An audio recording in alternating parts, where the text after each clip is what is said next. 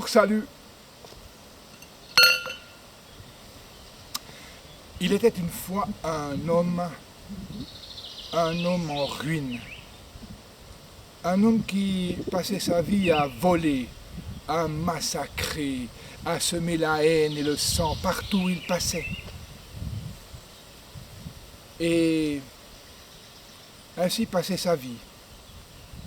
Un jour qu'il était parti à la recherche il ne savait plus quoi, il s'est dit comme ça qu'il pourrait gravir le pierrier et aller voir l'ermite qui habitait tout en haut du pierrier. Il en avait un peu marre de cette vie de sang, de haine, de massacre, de tristesse, de larmes. Alors il est allé voir ce vieil homme. Et puis il était bien parce que là, il n'y avait rien à voler si ce n'est un lit de feuilles sèches, un habit, un bâton, un bol. Il est arrivé vers le vieil homme et il lui a raconté. Il lui a raconté ses massacres, ses vols, ses violences. Le vieil homme, lui, il l'a écouté. Quand il a eu terminé, il l'a regardé en souriant et puis il lui a dit « Finalement, ta vie, c'est ta vie. » Oui, oui, a dit le guerrier, le voleur. Il a dit « Oui, mais c'est terrible. Ma vie, elle est en ruine, elle est complètement décomposée, elle est cassée. Qu'est-ce que je peux faire? Est-ce que tu me donnerais un espoir? Est-ce que tu me donnerais un pardon? » Le vieil homme, il a souri encore une fois et il a dit « Regarde cet arbre-là.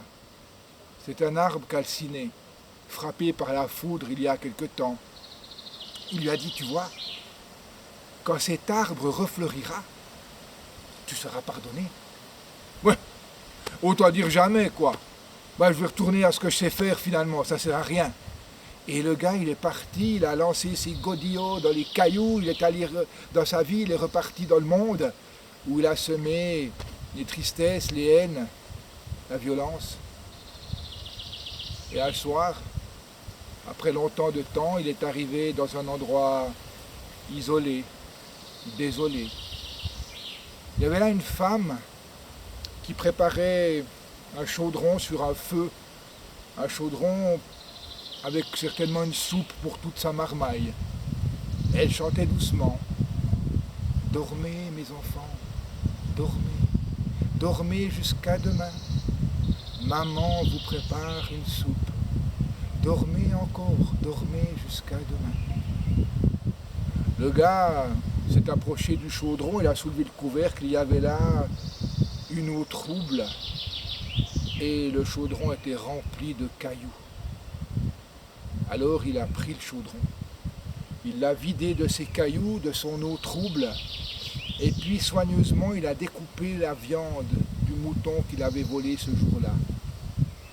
Il a mis toute cette viande dans le chaudron, il a ravivé le feu doucement, et puis il s'en est allé, quittant ce lieu en larmes. Il pleurait sur cette misère. C'est ce jour-là que l'arbre calciné a refleuri. Aussi vrai que je vous le dis, mon compte est dit.